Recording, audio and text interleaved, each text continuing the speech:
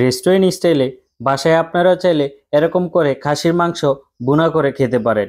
একেবারে সহজভাবে সহজ পদ্ধতিতে আপনাদেরকে দেখানোর চেষ্টা করব, যাতে করে আপনারাও বাসায় সহজে এই খাসির মাংসটা ভুনা করতে পারেন।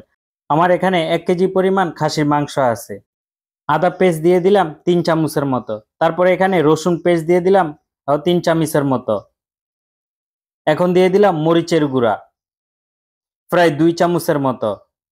এখন দিয়ে দিলাম হলুদের গুঁড়া, তাও 2 চামচের মতো। এখন দিয়ে দিব স্বাদ অনুযায়ী লবণ। এখন দিয়ে দিলাম গরম মসলা 1 চামচ। এখন দিয়ে দিলাম জিরার গুঁড়া প্রায় 1.5 চামচের মতো। এখন দিয়ে দিলাম ধনিয়ার গুঁড়া 1 চামচের মতো। এখন দিয়ে দিলাম এলাচ, দারচিনি, তেজপাতা। এগুলা অল্প অল্প করেই দিলে হবে। আমি অল্প অল্প করে দিয়েছি এখানে। এখন দিয়ে দিব পেঁয়াজ কুচি। আর পেঁয়াজ কুচিটা অবশ্যই হালকা একটু বাড়তি দেওয়ার চেষ্টা করবেন। এখন দিয়ে দিলাম সয়াবিন তেল। তারপরে ভালো করে মিক্স করে নিব। এভাবে করে রেস্টুরেন্টে এই খাসির মাংসটা সবসময় ভুনা করে থাকি। আপনারা চাইলে বাসায় সহজেই খাসির মাংসটা ভুনা করে খেতে পারেন। আর এই খাসির মাংস কিন্তু অনেকক্ষণ ধরে কিন্তু কষায় নিতে হবে।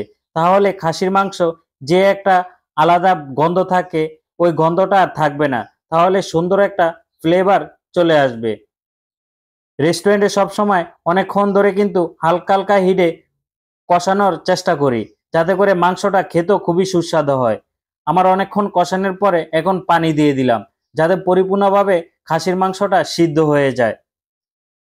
আপনারাও বাসায় চাইলে আমার স্টাইলে এভাবে করে খাসির মাংস রান্না করতে পারেন।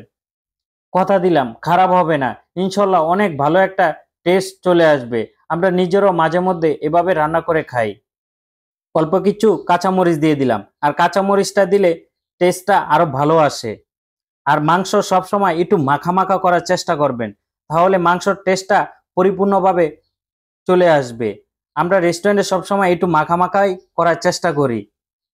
আর রেস্টুরেন্টের খাবার তো আপনাদের কাছে সবসময় ভালো লেগে থাকে। রেস্টুরেন্টে সবসময় গুণগত মান ঠিক রেখে আমরা একটা রান্না করার চেষ্টা করি।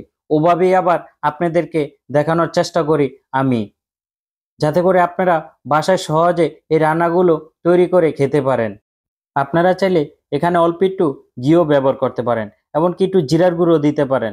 দিলে কি হবে, টেস্টটা আরো ভালো চলে আসবে। আর যদি নাই দিতে পারেন কোনো সমস্যা নাই, তারপরও এই টেস্টটা খুবই ভালো আসে। এভাবে করে রেস্টুরেন্টে সবসময় রান্না করে থাকি। আর আমার ভিডিওটা ভালো লাগলে অবশ্যই একটু লাইক কমেন্ট শেয়ার করে দিবেন। সবাই ভালো থাকবেন। আল্লাহ হাফেজ।